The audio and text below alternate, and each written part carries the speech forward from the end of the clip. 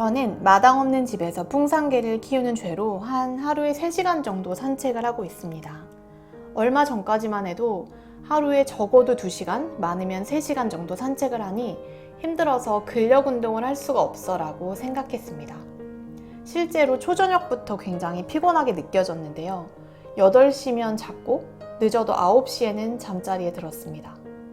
그런데 마음을 바꿔보기로 했습니다. 인간에겐 생각의 힘이 있고 생각하는 대로 된다고 하는데 정말 힘들다 하니까 더 힘든 것 같아서 진실로 괜찮다고 믿기 시작했습니다. 신기하게도 정말 괜찮았습니다. 평소에는 8시 전부터 힘든 것 같았는데 어떤 날은 8시, 9시 넘었는데도 굉장히 막 힘이 나서 매트에서 땀나도록 운동을 하기도 했습니다. 정말 힘들다고 느껴지는 날이 있으면 먹는 양을 더 줄였고요. 잠깐 누워서 쉬기도 했습니다. 소화시키는 데 들어가는 에너지를 낭비하지 않으려고 말이죠.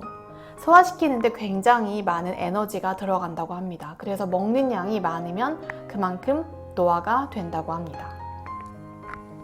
여러분 하버드 대학교 심리학 교수 앨런 랭어에 대해서 들어보셨나요? 이분이 시계 거꾸로 돌리기 실험을 했는데요. 정말 우리가 생각하는 그 나이만큼 외모로 보이는 것 같습니다.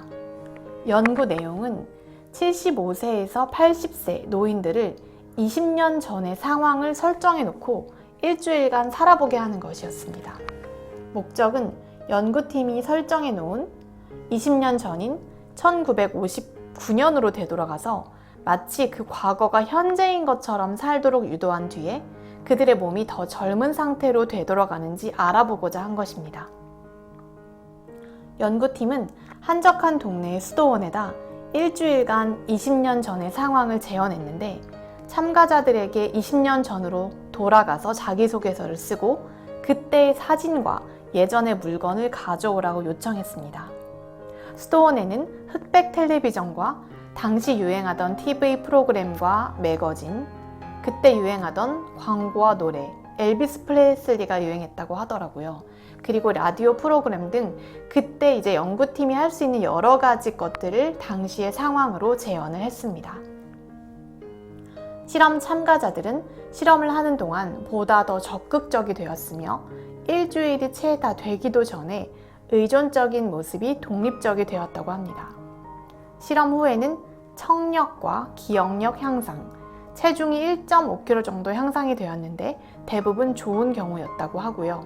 악력이 현저히 향상되었으며 관절 유연성과 손 놀림도 향상되었다고 합니다.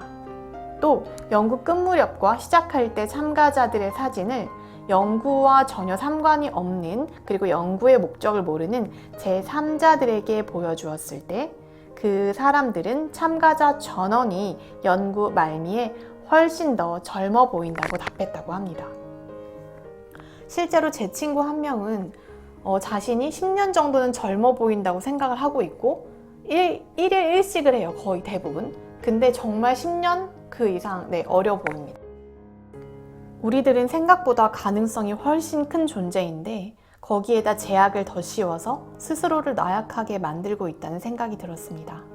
할 수 없어라든지 힘들어, 난 못할 것 같아 등등의 한계를 만드는 생각과 말이 실제로 우리의 힘을 빼고 있습니다. 상대방한테 이런 말을 들어보신 적이 있을 거예요. 너 정말 못할 것 같아, 힘들어.